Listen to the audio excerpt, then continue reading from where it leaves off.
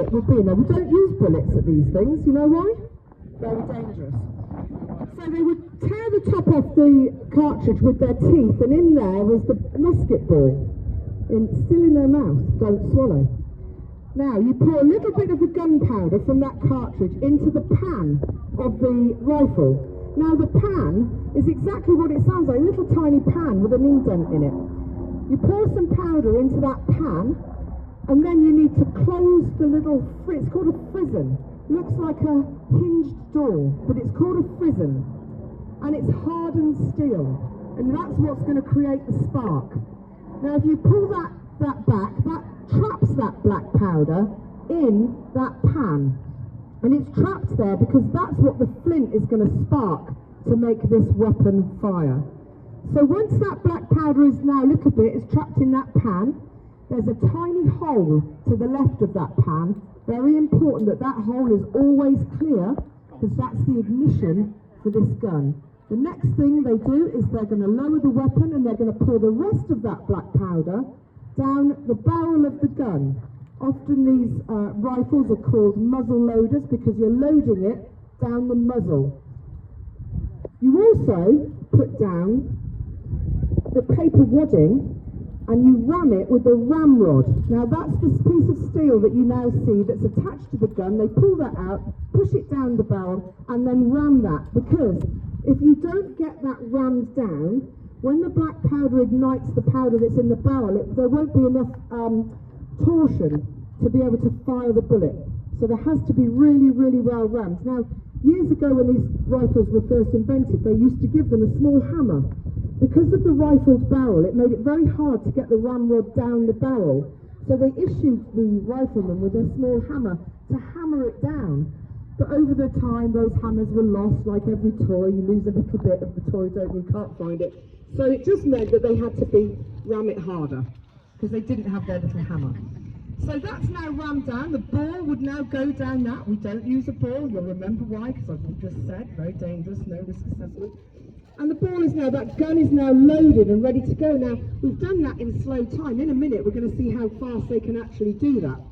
So that gun is now primed, means that the powder is in. Oh, I'm sorry for calling it a gun. That rifle is now primed. Primed and ready to go. I'm sorry, they'll beat me later and then I won't cook for them. So it's primed and ready. Now, several things can happen that could go wrong. Not for you guys, you're safe. But the flint in the gun has to be very super sharp, because it's got to now create that spark when it fires. The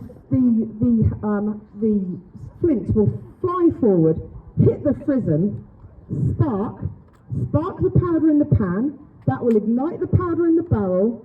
That powder, because it's rammed and it's compressed, will then fire out of the barrel and fire the projectile, which in the day would have been a musket ball.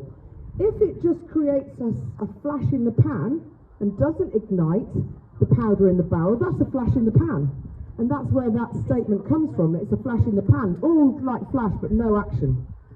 Flash in the pan. So that could go wrong. I know people are pointing to us. That's not going to happen. So now these guns are primed and ready to go. We're going to safely fire those weapons. So I feel like you're all going to turn towards me now and fire. So I might just go over here. Even though I know they've not got anything down there. You never know, because I keep calling it a gun. So, fire when you're ready.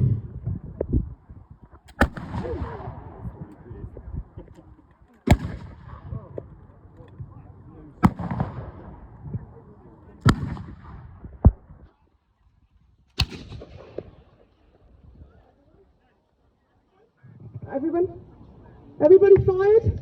No flash in the pan, maybe one? That'll teach you. Okay. No flash at all.